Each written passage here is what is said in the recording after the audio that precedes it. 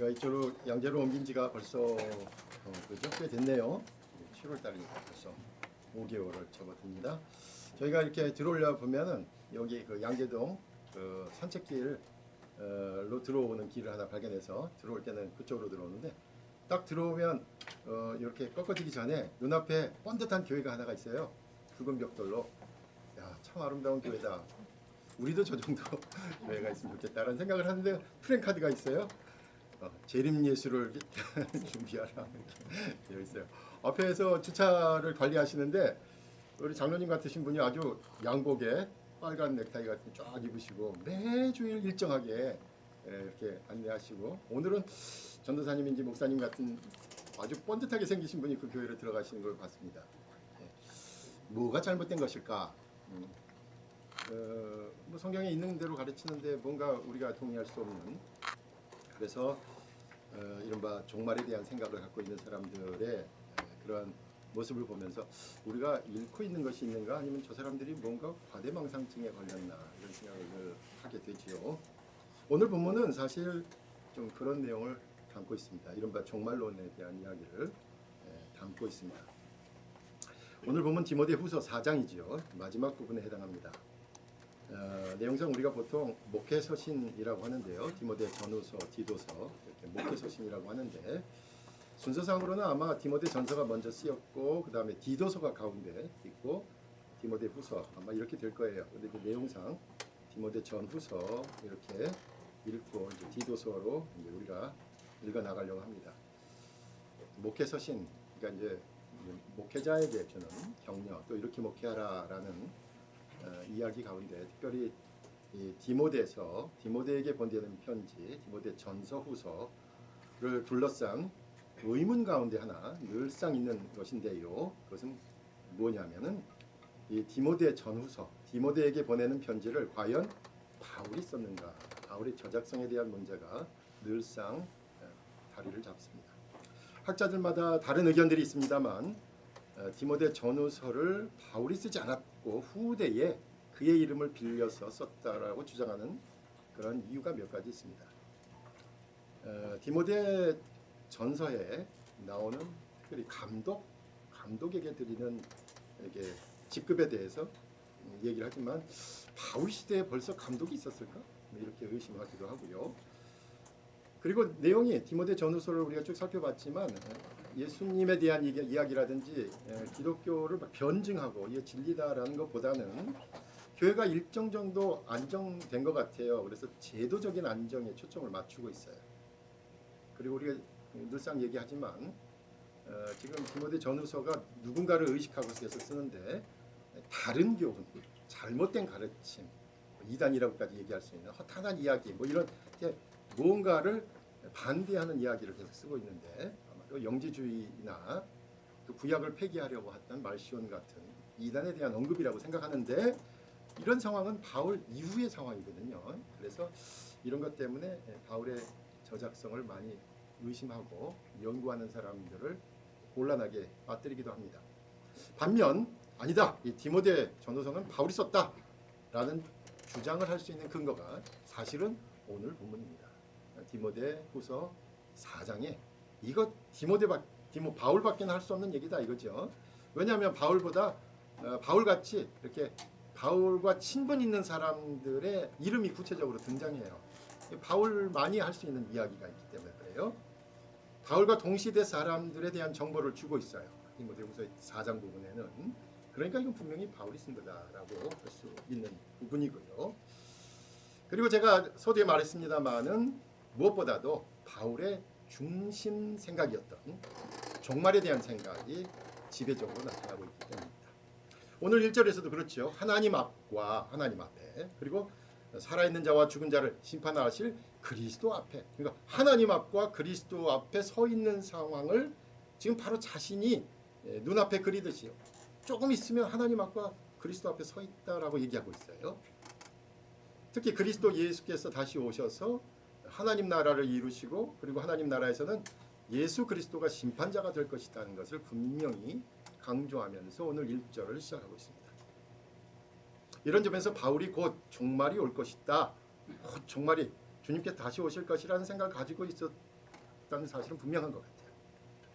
어떤 우주적인 종말이 어떤 모습으로 올 것인지는 구체적으로 알 수는 없지만 바울 자신이 세상이 바뀌는 한복판에서 새로운 시대를 향한 인류를 대표하고 있다는 자의식은 분명했습니다. 그리고 바로 그 새로운 나라가 오니까 너 디모데도 분명히 각성하라 라는 것이죠. 이 고대로부터 종말론은 묵시적인 언어로 쓰였기 때문에 실제로 어떻게 전개되는지를 알 수 없지요. 상징과 은유의 표현을 구체적인 연대기나 우리가 말하는 플로우 차트를 그리려는 시도가 역사적으로 여러 번 있었습니다만 한 번도 성공적이지는 못했습니다. 그러나 우리가 분명히 알 수 있는 것은 바울을 포함한 신약의 인물들은 적어도 예수 그리스도가 곧 다시 오리라는 생각을 지니고 있었다는 사실입니다. 그래서 신약 성경은 그 종말론의 관점에서 보아야 이해하기 쉽다는 점은 분명해요. 신약의 말씀을 읽으면서 이 세속적인 세상을 우리가 신약 성경 읽으면서 뭐 그럴 수 있죠. 우리가 큐티하다가도 보면 오늘 말씀 읽었더니 오늘 무슨 일이 일어날 것이 다 적용됐다라는 것. 그런데 신약 말씀을 읽으면서 그저 우리가 이 세상에 어떻게 하면 출세할 수 있고 높이 올라가고 명예를 얻을 수 있는지 그 처세술, 성경을 읽으면서 처세술을 발견한다든지 우리 인간관계 또는 성경의 비결로 읽는다는 것은 그래서 좋은 방법이 아니라는 거예요. 역사는 궁극적인 목적지가 있다는 생각으로 기록된 성경이다라고 인정하면서 성경을 본다면 우리에게 매일처럼 반복되는 일상, 내일 월요일, 화요일 또 똑같은 일, 직장 나가야 되고 똑같은 사람 상대해야 하고 하는 그 반복되는 다람쥐 쳇바퀴 도는 것과 같이 그 반복돼서 꽉 짜여진 틀을 넘어설 수 있는 지혜가 여기에 있다는 겁니다. 특히 바울 자신은 개인적으로 얼마 남지 않은 시간이 자신에게 주어졌다. 이제 얼마 안 남았다. 이제 나의 처형이 얼마 남지 않았다라는 상황을 알고 있기 때문에 유언을 하는 심정으로 디모데 후서를 기록했습니다. 아버지가 자녀에게 유언을 남기듯이 오늘 바울은 비장한 마음으로 친자식과 같은 디모데에게 오늘의 유언을 남긴 거죠. 오늘 본문은 특히 2절을 중심으로 바울은 디모데에게 세 가지를 부탁하고 있습니다. 첫째, 말씀을 전파하라. 말씀을 전파하라는 거죠. 전파하라라는 건 특별히 디모데의 직무와 관련이 있어요. 디모데가 사실은 이제 목회자였기 때문에 또 바울도 그렇죠. 말씀을 전파하고 설교하고 알리는 일, 그들의 직무였어요. 사실. 그래서 이 문장의 목적어가 아주 분명합니다. 요즘 여러분 그 신문에도 보면 주어가 없다. 응? 주어가 없다. 목적어가 뭐냐 이런 걸 중심하잖아요. 여기서 목적은 분명해요. 말씀을 전하라. 말씀을 전하라. 그럼 어떤 말씀을 전하라는 걸까요? 우리가 이미 3장 마지막에서 살핀 것처럼 모든 성경은 이제 하나님의 감동으로 된 것으로라고 얘기할 때 그 성경과 관련이 있겠죠. 당시의 성경은 구약 성경을 의미할 것이다라고 말씀드렸고요. 그런 점에서 구약 성경의 내용과 그 핵심을 전파하라. 말씀을 전파하라. 구약 성경의 내용의 핵심을 전파하라. 바울은 아주 친절하게 그 방대한 구약의 주제를 3장 15절에서 알려줬습니다. 성경은 그리스도 예수 안에 있는 믿음으로 말미암아 구원에 이르는 지혜를 준다라고 요약했어요. 간단하게 말하면 바울은 예수 그리스도에 대한 믿음을 통한 구원, 이것이 구약의 요약이라고 정리했습니다. 예수 그리스도에 대한 믿음, 이게 이제 어떻게 보면 기독교를 결정하는 것이라고 하지만 예수 그리스도에 대한 믿음을 단순히 교리적이고 교조적인 측면에서 예수 그리스도 그분에 대한 믿음이냐, 아니면 예수 그리스도가 살면서 보여주신 하나님에 대한 신앙이냐라고 나누어 볼 수도 있을 거예요. 무엇이 됐건 예수 그리스도를 통해 우리가 알게 된 신앙으로 우리가 구원, 즉 살 수 있게 됐다는 것입니다. 그래서 우리가 잘 아는 것처럼 요한복음에 따르면 하나님의 말씀이 육신이 되어서 우리 가운데 오신 분이 바로 예수 그리스도임을 인정하는 거죠. 우리 저와 여러분이 오늘 그 말씀을 전파한다라는 것과 관련해서 설교한다라고 번역어는 설교한다라는 뜻이지만 받아들인다면 뭐 상당히 모범적인 모습을 지닐 수 있죠. 왜냐하면 지난주 우리 평신도 설교에서 서지호 집사님께서 아주 잘 보여주신 것처럼 우리 언덕교회는 여러분 모두가 설교할 기회와 의무가 있다는 것을 인정하고 또 그 원칙을 지금까지 지키려고 했습니다. 근데 사실 성경을 전문으로 공부하는 이들조차도 아니 성경을 전문적으로 공부하는 사람일수록 평신도 설교가 위험하다라고 말합니다. 그런데 우리는 그 위험한 일을 지금까지 수행했습니다. 그런 의미에서 저와 여러분이 오늘 그 말씀을 전파하라라는 것은 잘 수행하고 있는 거죠. 그러면 이제 성경 전문가들이 평신도 설교가 위험하다고 하는 것은 아무래도 이제 전문성의 문제이겠죠. 말씀 제대로 알지도 않고 잘못 전할 수 있다는 거잖아요. 그럼 우리에게 주어진 과제가 있어요. 그것은 뭐냐면 제대로 전파하고 설교하기 위해서는 이 목적어인 말씀을 잘 알아야 되겠죠. 그렇죠?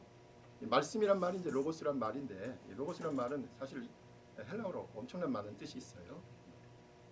그냥 말씀일 수도 있고 이성일 수도 있고요.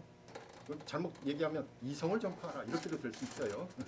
논리적인 걸 전하라도 될 수 있지만 이 말씀을 전하려고 하면 우리가 늘 단편적일 수밖에 없는 거 아니에요? 전체적으로 볼 시간과 여유가 없잖아요. 그런데 분명한 게 있습니다. 성경을 직접 읽으면 막연한 것보다는 분명한 직접적인 유익이 있습니다. 성경을 읽으면 시간이 가죠. 요즘은 1분 안에 해소돼야 하는 쇼츠나 밈이나 릴스 등이 우리 유행하고 그런 것을 즐겨보지만 그런 것들이 줄 수 없는 어쩌면 숨을 쉬고 살아가는 사람들의 이야기를 들을 수 있습니다. 그 안에는 갈등이 있고요. 그 해결 과정이 지루하리만큼 절절하게 전개되고 있습니다. 그리고 이 모든 과정에서 그 어떤 인간도 결국은 절대자 앞에 서 있는 존재라는 사실을 분명하게 깨닫게 됩니다. 그리고 그 하나님이 의도하신 세상을 사는 법을 예수 그리스도를 통해서 발견하게 되는 것이죠. 그래서 우리는 성경을 읽어야 합니다.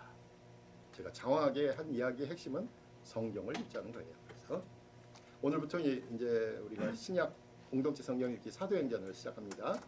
처음에는 남녀로 해서 여성회에서 여성들끼리 좀 모일 수 있는 시간을 주세요. 그래서 여성끼리 해서 남녀 성경 공부라고 해서 마태복음을 28장까지 다 읽었어요.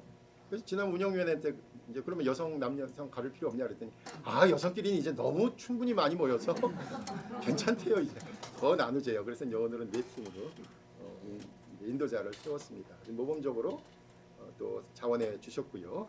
이제 함께 읽고 순수하게 말씀을 대할 수 있는 시간이 되었으면 좋겠습니다. 많지는 않지만 읽겠다는 의도가 중요하고 함께 한 장이라도 같이 읽어가는 게 아주 중요합니다. 일전에 제가 그 공동체 성경 읽기 유튜브를 통해서 공급하고 있는 그 여의도의 Grace and Mercy라는 재단이에요. 사무실에 갔어요. 여의도 50층에 있는데 그런데 이제 우리가 똑같이 공동체 성경 읽기도 하고 독서 토론도 하더라고요. 그런데 그때 프로그램 가운데 하나가 영어로 돼 있어요. JSU. JSU? 뭐 JMS도 아니고. 그래서 JSU가 도대체 뭐냐? 그거 봤더니 JSU, Just Show Up 프로그램이에요. 이게 무슨 뜻이냐면 그냥 오면 된다는 거예요. 아무런 준비 없어도 그냥 오면 은혜 받는다는 거예요. 먼저 부지런한 준비하신 분들이 있으니까 내용 요약도 하고 중요 구절, 심지어 결론까지 이야기하니까 다른 사람들은 그냥 오라는 거예요. Just Show Up. 그러면은 참석해서 성경을 읽으면 알게 돼요. 또 그 책의 내용도 알게 돼요. 그 말씀도 알게 돼요. 저와 여러분도 성경과 관련된 그 어떤 모임에도 바로 Just Show Up입니다. 여러분 준비 안 됐어 뭐 이런 필요 없어요. 그냥 오시면 돼요. 그냥 오기만 하면 됩니다. 그러면 알게 됩니다. 근데 알면은 우리가 잘 아는 것처럼 그 이전 상태와는 다르지요. 이해하게 되고 진정으로 사랑하게 됩니다. 주일 예배도 마찬가지고요. 우리 이따가 공동체 성경 읽기, 우리 독서 토론, 수요 예배, 장로님 계속 하시는 매일 성경 읽기도 마찬가지입니다. 그냥 참석만 하면 됩니다. 참석하지 않는 것보다 참석하는 것이 은혜를 받을 확률이 증가됩니다. 그건 뭐 주식을 하는 사람이나 아는 사람이 너무나도 잘 알 수 있는 거죠. 확률은 증가하죠. 예배를 포함해서 그냥 아무 생각 없이 참석하면 그 무서운 습관의 힘을 경험하게 되실 것입니다. Just show. 둘째, 항상 힘쓰라는 겁니다. 항상 힘쓰라. 준비하라는 거죠. 특히 때를 얻든지 못 얻든지라는 상황에 단서를 단 것으로 바꿔서 경계태세를 갖추라는 의미가 있습니다. 촉각을 다투는 모습으로 이해할 수 있어요. 이것은 말씀을 전파하는 사람의 준비 태도를 말하는 거죠. 이제 전도자의 입장을 얘기한 거예요. 항상 힘쓰라는 것은 말씀을 전파하기 위해 항상 힘쓰라는 것이죠. 기회다 싶으면 말씀을 전하는 것이고, 누군가 말씀에 대해서 물어보든 물어보지 않든, 관심이 있든 관심이 없든, 관련이 있든 관련이 없든 말씀을 전할 준비를 하라는 거예요. 그런데 이 말씀을 문자적으로 받아들인다면 아주 교양 없는 그리스도인이 되겠죠. 아무도 듣지 않는데 광장 한가운데를 점령하고 이상한 말씀을 전할 테니까요. 아무도 관심이 없는데 소리를 지를 테니까요. 의미 없는 선동적인 단어만 나열할 테니까요. 그 누구의 아픔이나 고통이나 삶의 무게를 반영하지 않는 구호만이 퍼져 나갈 테니까요. 그래서 항상 힘쓰라는 말은 늘 말씀대로 살라는 것으로 받아들일 수 있습니다. 설교를 전문으로 하는 사람이라면 항상 성경을 읽고 묵상해서 그 어떤 순간에도 그 어떤 상황에도 말씀을 전할 수 있도록 하라라는 말이 되겠죠. 우리같이 평범한 사람들은 평상시에 그리스도인으로 사는 것, 말씀대로 살아내는 것, 말씀으로 삶의 무게를 지는 것, 이 모든 것이 여기에 해당할 것입니다. 그 말씀대로 살아내려는 모습으로 말씀을 전하도록 힘쓰는 것이죠. 하나님 말씀으로 미워할 수밖에 없는 그 사람을 다시 만나려고 애써보라는 겁니다. 하나님 말씀으로 분노를 유발하는 바로 그 사람을 향해서 용서라는 단어를 떠올려보라는 겁니다. 포기할 수 없는 내 생각과 계획이 명백히 또는 암시적으로 내 욕심과 야망과 욕망을 충족시키는 것이었다면 내려놓기 위해서 발버둥치라는 겁니다. 말씀을 읽고 듣고 깨달은 것을 삶에 적용하기 위해 적극적으로, 전투적으로, 그리고 철저하게 살라는 것입니다. 그렇게 힘쓰라는 것입니다. 마지막으로 셋째는 세 개의 단어가 한꺼번에 나옵니다. 경책하며 경계하며 권하라. 경책하며 경계하며 권하라. 이건 말씀을 듣는 사람의 입장이에요. 말씀을 듣는 사람에 관한 거예요. 첫째는 말씀을 전파하라. 둘째는 말씀을 전하는 사람의 입장에서 항상 힘쓰라, 준비하라. 이제 말씀을 듣는 사람의 입장에서 그들을 경책하며 경계하며 권하라 라는 거죠. 말씀을 듣는 사람을 교정하고 꾸짖으며 격려하라라는 겁니다. 가만 보세요. 근데 이 단어들이 좀 부정적이에요. 교정하래요. 말씀을 아직 듣지도 안 했잖아요. 근데 교정하라고요. 또 꾸짖으래요. 그리고 그래 이렇게 격려도 하라는 거예요. 그러니까 이거는 말씀을 제대로 듣지 않는 사람들과 관련이 있는 말이에요. 특히 잘못된 가르침을 따르는 사람들과 관련이 있는 말이에요. 우리가 이미 그 디모데후서 3장 16절에서 본 것처럼 교훈과 책망과 바르게 함과 의로 교육하라. 이것도 보면은 지금 잘못된 가르침을 따르는 사람들을 염두에 두고 있다라고 말씀드렸어요. 그러니까 말씀을 통해서 바로잡고 경고하며 북돋으라는 거잖아요. 실제로 3절과 4절에서 경책하며 경계하며 권해야 할 대상들이 나옵니다. 단적으로 나와요. 바른 교훈을 받지 않는 사람들. 바른 교훈을 받지 않는 사람. 그들을 경책하며 경계하며 권해야 되는 거죠. 디모데 전후서, 특별히 후서에서도 줄곧 다른 교훈, 잘못된 가르침, 허탄한 이야기 등을 지적하고 있었습니다. 제대로 전해도 듣지 않으려고 하고 잘못된 가르침으로 빠지니까 오래 참는 마음으로 가지고서 이들을 경책하며 경계하며 권해야 됩니다. 근데 가만 보면요, 이 다른 교훈, 다른 가르침, 허탄한 이야기에 현혹되는 자들에 대해서 오늘 본문은 아주 재미있는 비유를 두고 있습니다. 그것은 바로 귀와 관련되어 있는 말을 쓰고 있어요. 귀. 근데 보니까 뭐라 그래요? 귀가 가려워서 라는 표현을 쓰고 있어요.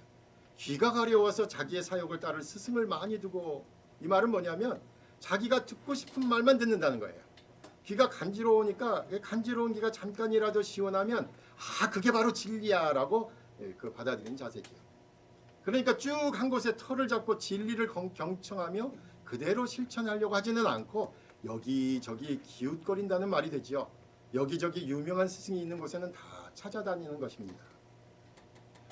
바울은 귀가 가려워서 진리에서 멀어지는 사람의 이유를 그 근저에 사욕이 있기 때문이라고 분석했습니다.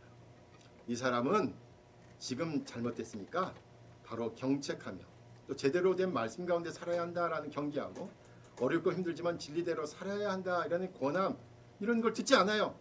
이런 사람은, 귀가 간지러운 사람은 뭐예요? 지금 네가 잘하고 있어 라는 말을 듣고 싶어 한다는 거죠. 지금처럼 자신의 욕심과 욕망과 야망을 추구하면 그러면 이 땅에서 잘 사는 것이야 라는 말만 따릅니다. 그래서 진리에서 떠납니다. 4절에 또 하나의 귀 얘기가 또 나와요. 그 귀를 진리에서 돌이켜 허탄한 이야기를 따르리라. 이 허탄한 이야기는 몇 번 나왔죠. 디모데전서 1장 4절에서 신하와 끝없는 족보에 몰두하는 자, 디모데전서 4장 3절에서도 망령되고 허탄한 신화, 그 단어입니다. 그럼 이 사람들은 성경을 아주 고지식하게 해석하는데 이거는 영적인 이야기라고만 이야기를 하는 거죠. 그래서 영지주의자들일 거라고 생각이 됩니다. 이 사람들은 성경의 이야기를 신화적인 이야기로 만들어서 물질은 악한 거야, 이 세상은 다 악한 거야 라고 하면서 영적인 것만이 진리라고 말했습니다. 성경을 통해서 우리가 듣고 깨닫고 살아야 하는 여기, 우리가 서 있는 이 땅, 우리 인간의 이야기가 아니라 신비한 영적의 이야기로 변질시킨 거죠. 그런데 성경은 직접 인간이 되셔서 바로 이 세상 한복판에 구체적으로 오셔가지고 어떻게 살아야 되는지를 알려주신 예수 그리스도에 대한 이야기 아니에요? 그 예수 그리스도의 그 이 땅에 직접 오셔서 우리와 같은 인간으로 살아내셨던 그 모습을 무삭하게 만들어버려요. 그래서 성경을 다 신비한 이야기, 영적인 이야기, 허탄한 이야기로 만들었다는 거예요. 바울은 강조합니다. 진리에서 떠난 다른 교훈, 허탄한 이야기로 빠지는 사람들을 경책하며 경계하고 고난합니다. 이들을 돌이키는 것은 쉬운 일이 아닙니다. 왜냐하면 이 세속적인 세상의 가치를 따르고 있기 때문에 오래 참으면서 가르쳐야 합니다. 쉽지 않습니다. 시간이 걸립니다. 그러나 포기하지 말아야 합니다. 귀라는 이야기를 계속 하다 보니까 제가 개인적으로 한 2주 동안 이 귀와 관련해 가지고 아주 지금도 이 귀 때문에 고통을 받고 있는데, 저는 귀 그러면 한 귀로 듣고 다른 귀로 흘린다, 귀가 아주 취사 선택한다, 내가 조절할 수 있다, 그렇게 생각했는데 이 급발성 난청인지 이명인지 이석인지 메니에르인지 또 좀 더 검사하기 위해서 이제 예약을 했습니다만은, 이게 갑자기 이 상태가 되니까 고개를 조금만 돌려 시선을 움직이려고 해도 어지러운 거예요. 그러니까 뭔가 토하고 또 균형을 잡을 수가 없더라고요. 귀가 눈을 좌우하는 겁니다. 내가 눈을 쳐다보고 싶은데 쳐다보면 어지러워요. 그러니까 귀가 눈을 좌우하고요. 그래서 귀가 아프면 다른 것을 못 보게 만들더라고요. 또 귀가 아프니까 위를 자극해서 음식을 못 먹게 만듭니다. 결국 이 귀가 사람을 쓰러지게 만든다는 것을 알게 됐습니다. 또 그 전부터 좀 안 좋았는데 입원으로 인해 가지고 청력 검사를 했더니 이쪽은 완전히 청력이 없어졌다라는 의사의 말을 듣고, 결국 이제 나이가 들어서 노화 증상일 텐데, 나이가 든다는 것은 결국 장애를 갖게 된다라는 것을 비로소 철저하게 깨닫게 됐습니다. 일전에 어머니께서 마지막 6개월 정도를 우리 윌체어, 우리 장경승 원장님께서 빌려주셔서 윌체어를 한 6개월 사용하실 때도 알았지만, 이번에는 제가 직접 청각을 이제 잃고 나니까 그렇게 깨닫게 되었습니다. 2주 동안 그 외국에서 오신 손님들 대접하느라고 저는 이제 아프다는 핑계로 이제 갔다 왔다 해외에 잠깐 가서 얼굴만 비치고 식사 시간에는 비우고 그랬는데, 우리 연구소 간사하고 이제 아르바이트로 들어온 학생들이 열심히 했어요. 그래서 지난 화요일 날 식사라도 한번 우리 간사하고 학생들 식사라도 한번 하려고 갔습니다. 근데 이 콘크리트로 지어진 건물에서는 이제 거의 말을 못 알아들으니까 무척 힘들고 제가 목소리가 막 커지는 거예요. 목도 금방 쉬고. 그런데 그 식사를 하고 있는데 학생들하고 같이 식사를 하고 있는데 바로 옆 좌석에 손으로 아주 부지런히 뭔가를 이렇게 하시는 거 보니까 수화를 하고 있어요. 한참 바쁘게 수화를 하시는 분 보면서 청각장애인이신 것 같아요. 그분들이야말로 들리지 않는 목소리로 대화하는 지혜가 있는 사람들이다라는 것을 깨닫게 되었습니다. 어지러울 정도로 빠르게 변하는 세상에서 장애를 갖고 산다는 것은 깊은, 아니 너무나 아픈 진리를 얻어가는 과정입니다. 눈물 날 정도로 벗어나고 싶지만 제발 나만은 아니기를 바라지만 나에게 운명처럼 다가선 이 어려움 앞에 진실한 내가 되는 것임을 알게 되었습니다. 그리고 나의 한계를 넘어선 그분을 이제야 솔직하게 마주하게 되었던 것입니다. 마지막으로 바울은 디모데에게 이와 같은 과업을 통해서 전도자의 직무를 다하라고 마무리를 합니다. 그리고 이 전도자에게는 고난이 따른다는 사실을 분명하게 말하고 있습니다. 바른 교훈을 따르기에 고난이 있다는 거죠. 오히려 허탄한 이야기를 따르는 사람들은 자신들의 사욕을 따릅니다. 그런데 말씀을 위해서, 복음을 위해서 사는 사람들은 고난을 겪을 수밖에 없습니다. 잘못된 세상의 가치에 대항하는 것이기에 고난 가운데 처합니다. 말씀은 또한 어려운 이들과 함께하는 것이기에 쉬운 길이 아닙니다. 사람을 살리는 것이기에 역설적으로 십자가의 길이라고 말합니다. 그런데 분명한 것이 있습니다. 그 정당한 고난으로 입증되기 때문에 우리 하나님께서 그 어려움 속에서 은혜를 베푸신다는 사실입니다. 그 고난의 한가운데서 하나님께서 우리와 함께 하심을 철저히 체험합니다. 그분과 함께가 아니고는 도저히 헤쳐갈 수 없는 인생이기 때문에 그분을 더 의지하게 됩니다. 바울은 지금 자신의 삶이 끝날 것임을 알고 있었습니다. 그리고 분명히 하나님과 그리스도 예수 앞에서 종말이 있을 것을 간절히 기대했습니다. 저와 여러분이 바울의 생각에 동의하든 동의하지 않든 이러한 바울의 시선은 당장의 현실에서 우주적이고 영원한 차원으로 우리의 관심을 확 끌어올려줍니다. 내가 겪는 오늘의 고난과 어려움이 최종의 결론이 아니라는 이야기죠. 우리 모두가 하나님이 이끌어가는 거대한 역사의 흐름 속에 있음을 의식하게 해줍니다. 이 거시적인 관점은 눈앞의 문제에 매몰되지 않을 수 있는 믿음의 도약을 제공합니다.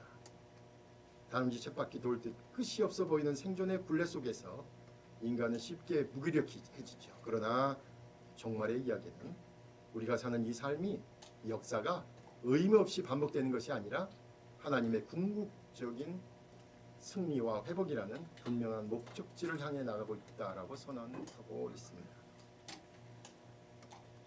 장마와 무더위가 반복되는 생활에서 때로 어렵고 힘든 좌절의 상황을 눈앞에서 마주하고 있을지라도 이 세상을 만드신 하나님께서 우리 한 사람 한 사람과 함께 하신다는 사실, 그 사실에서 하루하루를 버틸 새로운 힘과 지혜를 얻으시면 좋겠습니다. 특히 오늘 말씀을 전파하라, 또 항상 힘쓰라, 진리에서 이탈하는 동지들을 경책하며 경계하며 권하면서 우리의 신앙 공동체를 성숙하게 만들어가는 우리 모두가 되시기를 간절히 부탁드립니다. 기도하겠습니다. 아버지 하나님 감사합니다.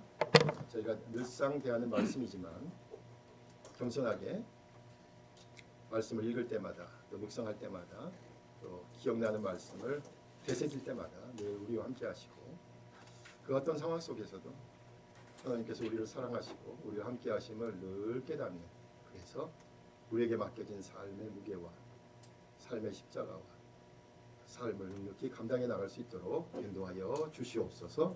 예수님의 이름으로 기도합니다.